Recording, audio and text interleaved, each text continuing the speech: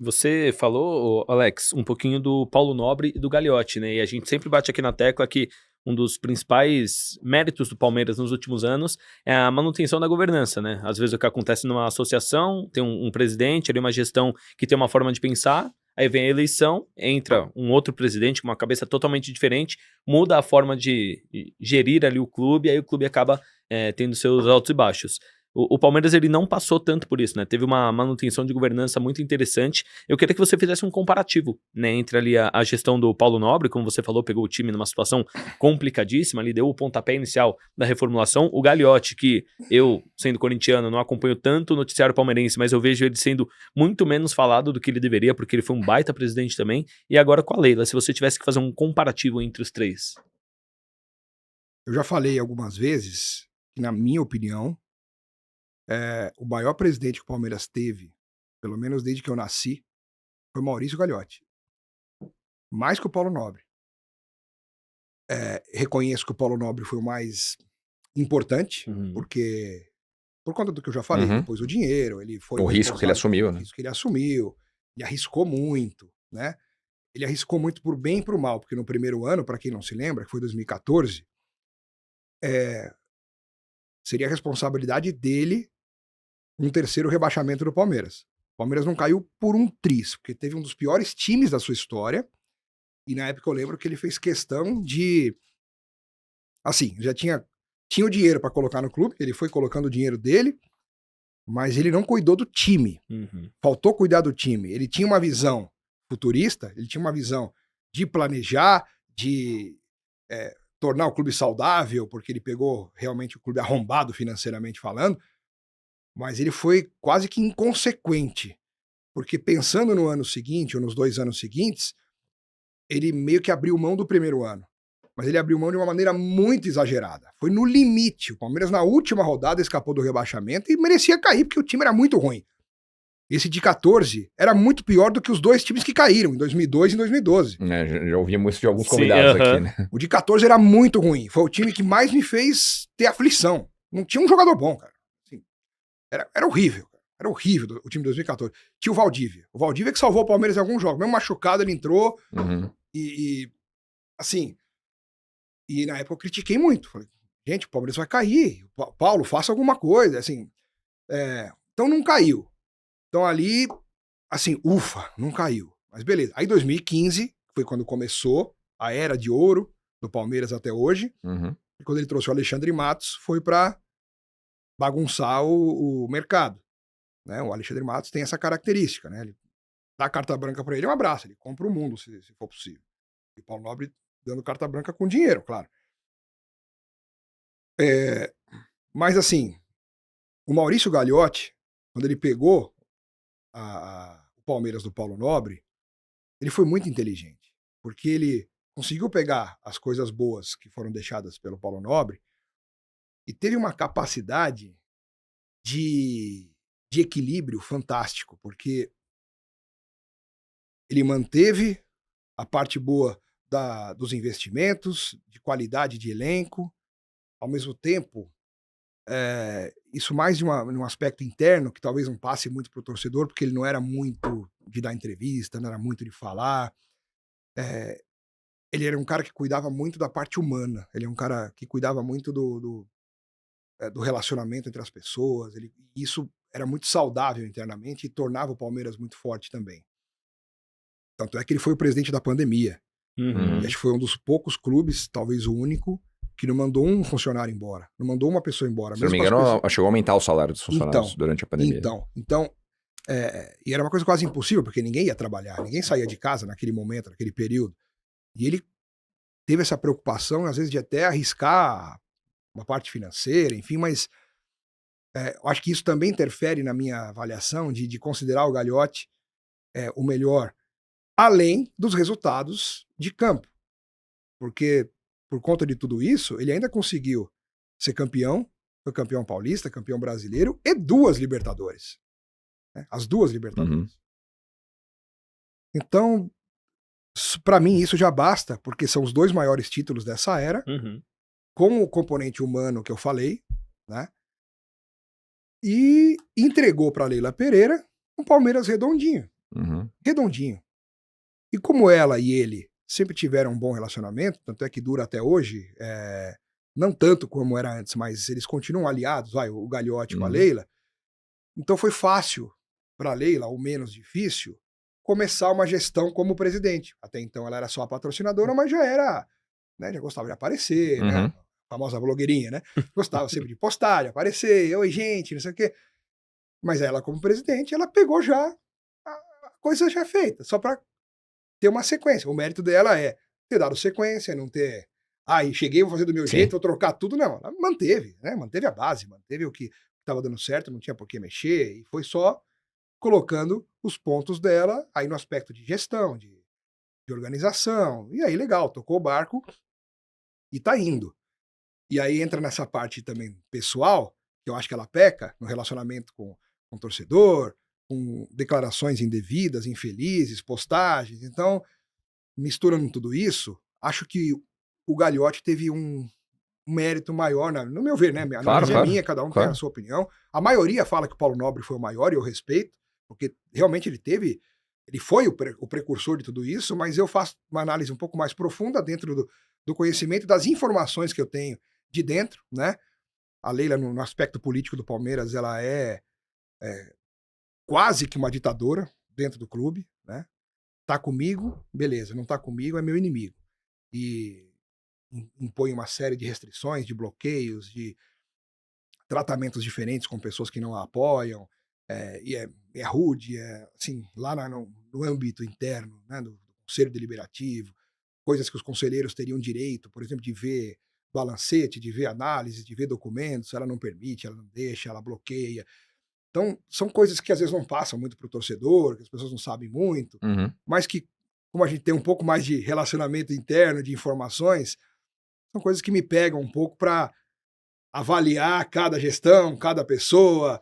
E, assim, eu não critico a Leila por criticar ou por achar, não gosto dela, então vou meter o pau nela e quero que ela se dane. Não é isso. Tanto é que eu elogio muito quando ela acerta. Essa questão do Vitor Roque foi excelente, foi uma vitória, um golaço dela. A questão aí do racismo também, que ela levantou uma bandeira que eu achei muito legal, e apoio e parabenizo a Leila por essa postura.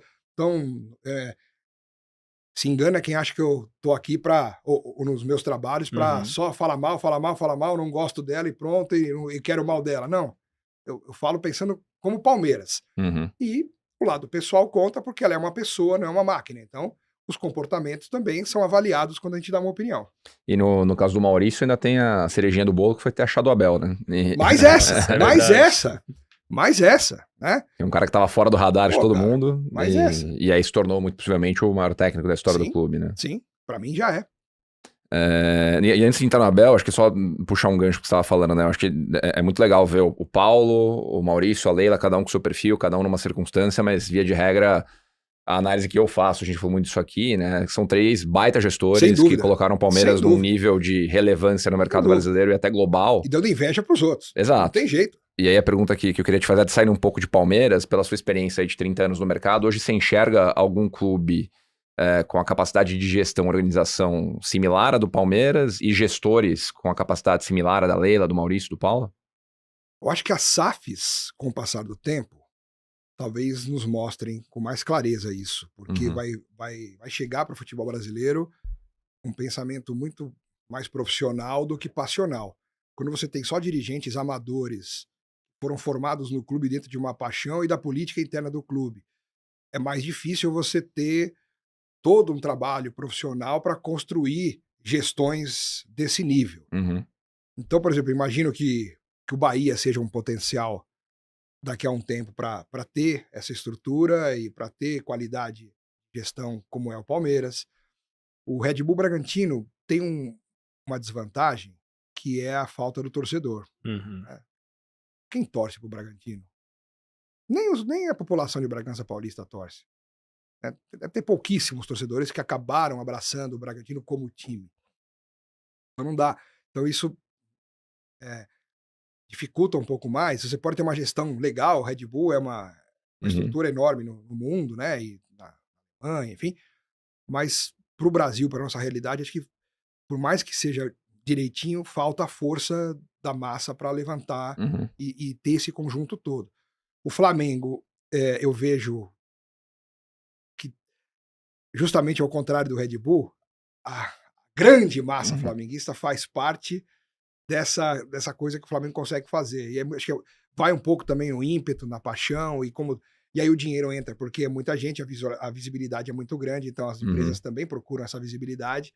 Então acaba correndo o risco de não ser tão profissional, tão organizado, mas por conta do dinheiro, por conta eh, Consegue ocultar as falhas ali, de consegue certa ocultar forma. mais as falhas, porque tem dinheiro para investir, porque tem assim, uma coisa puxa a outra. Então o Flamengo consegue ser essa potência. Para mim, é o melhor elenco do Brasil. Que inclusive foi a bandeira do BAP, né, na eleição, de ter uma Exato, gestão mais profissional no exato, futebol para ser mais assertivo nos exato. investimentos. Porque, assim, antes, com o Marcos Braz como diretor, você vê o tipo, né? Falastrão, pô, às vezes provoca polêmica, Sim. briga na rua, não sei o quê, foge um pouco desse padrão que a gente tá Uhum. buscando para comparar. Então o Flamengo não é esse padrão, embora seja um padrão de sucesso, mas acho que muito mais por uma particularidade do Flamengo, por uma realidade que não é a dos outros. Uhum. Então o Flamengo é um caso à parte, né? Fortaleza, né? Tem um Fortaleza, trabalho muito Fortaleza é consistente um também. belo exemplo, né? Fortaleza é um belo exemplo, mas eu não consigo ver muito mais aí, assim, por aí, a curto prazo. Por isso que eu falei que com a SAF chegando de repente, é uma chance de a gente poder ver um desenvolvimento nesse aspecto, né?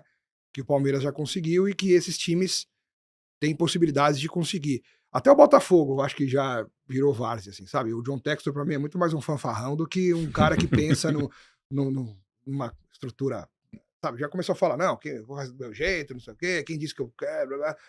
Sabe? Já virou, pra A mim... declaração que ele deu lá. Se você falasse pra qualquer torcedor do Botafogo em Imagina, 2021 que ia ganhar título e tal.